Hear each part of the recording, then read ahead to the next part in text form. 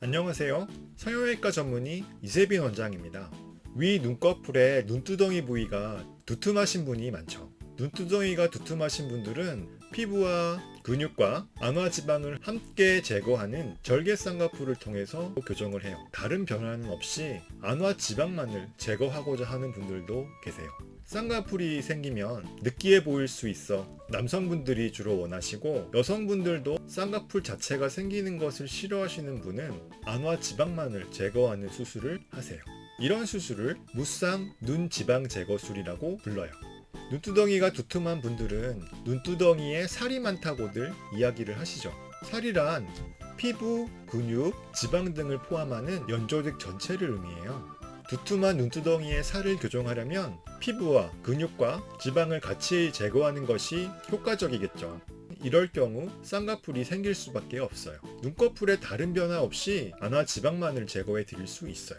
안화지방은 눈꺼풀 피부에 3mm 정도의 작은 절개창만 있으면 어렵지 않게 제거할 수가 있어요. 3mm 정도의 작은 흉터만 남겠죠. 다른 변화 없이 안화지방만을 제거할 때는 절개를 하는 위치가 곧 흉터가 되기 때문에 절개를 하는 위치가 수술의 중요한 부분이 돼요. 절개할 부위를 눈꺼풀의 구조를 유지해주는 결합 조직인 안검판을 기준으로 생각해 볼 수 있어요. 안검판보다 위에 절개를 하게 되면 흉터가 가장 눈에 띄기 쉬워요. 안검판보다 윗부분은 안화지방을 제거하는 데는 지장을 주지 않지만 흉터가 많이 보이기 때문에 이 부위를 선택하진 않아요. 안검판은 위 눈꺼풀의 아래 가장자리로부터 대략 10mm 정도의 높이까지 존재한다고 해요. 이 부위에 절개를 하게 되면 안화지방을 제거한 부위의 흉터가 원하지 않는 상안검 거근 점막과의 유착을 일으켜 쌍꺼풀이 생길 수 있어요. 쌍꺼풀 없이 안화지방만을 제거하기를 원하는 분들에게는 이 위치에 굳이 절개를 할 필요가 없겠죠. 실제로 이 부위에 작은 점을 뺐는데 원하지 않는 쌍꺼풀이 생겨버렸어요. 이 작은 점은 3mm가 채 되지 않았는데도 불구하고 쌍꺼풀이 생겼죠.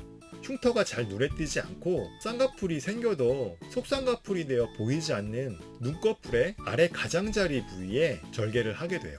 가급적 아래 눈꺼풀에 가까이 절개를 하되 속눈썹의 모낭이 닫히지 않는 정도의 높이에서 절개를 하게 된다면 흉터가 눈에 띄지 않고 쌍꺼풀이 생겨도 완전히 속쌍꺼풀이 되기 때문에 쌍꺼풀이 생겼는지 안 생겼는지 알아채기 힘들죠.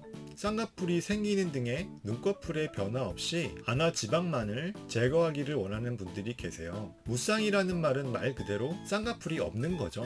눈꺼풀의 아래 가장자리 부위에 3mm 정도의 절개를 넣어 수술을 한다면 흉터가 눈에 띄지 않게 안화지방만을 제거해낼 수가 있어요. 혹시 눈에 다른 변화는 원하지 않고 안화지방의 제거만을 원하신다면 무쌍 눈지방 제거 수술을 받아보세요.